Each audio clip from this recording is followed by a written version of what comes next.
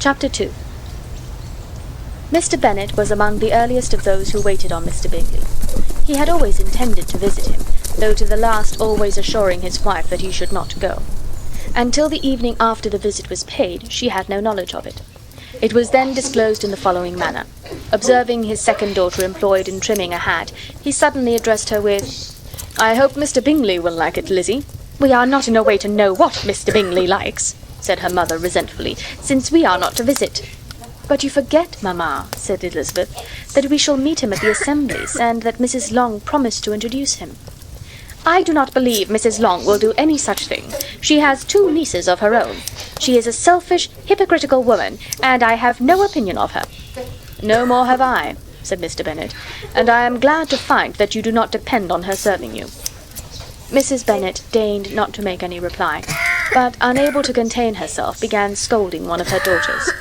"Don't keep coughing so, Kitty, for heaven's sake. Have a little compassion on my nerves. You tear them to pieces." "Kitty has no discretion in her coughs," said her father. "She times them ill." "I do not cough for my own amusement," replied Kitty fretfully. "When is your next ball to be, Lizzie?" "Tomorrow fortnight."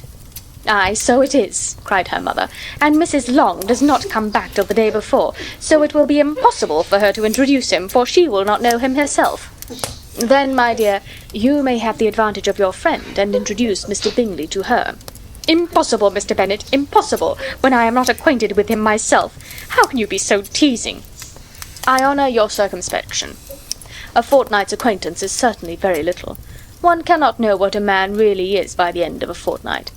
But if we do not venture, somebody else will, and after all Mrs. Long and her daughters must stand their chance. And therefore, as she would think it an act of kindness if you decline the office, I will take it on myself." The girls stared at their father. Mrs. Bennet said only, "Nonsense, nonsense! What can be the meaning of that emphatic exclamation?" cried he.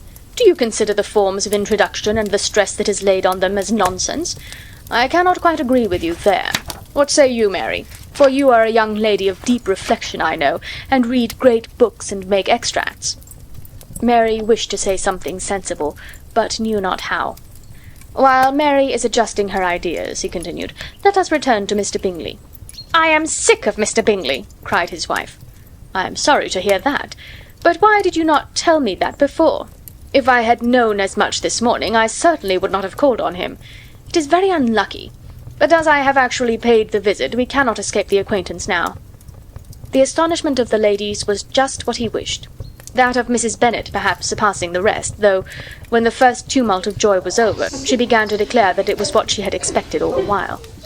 "How good it was in you, my dear Mr. Bennet! But I knew I should persuade you at last. I was sure you loved your girls too well to neglect such an acquaintance.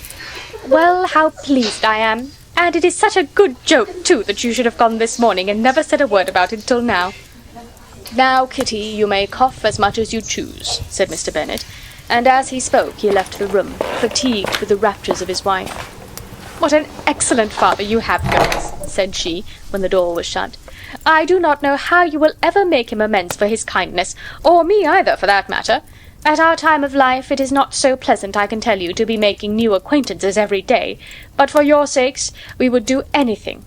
Lydia, my love, though you are the youngest, I dare say Mr. Bingley will dance with you at the next ball." "Oh," said Lydia stoutly, "I am not afraid, for though I am the youngest, I'm the tallest." The rest of the evening was spent in conjecturing how soon he would return Mr. Bennet's visit, and determining when they should ask him to dinner. End of Chapter 2.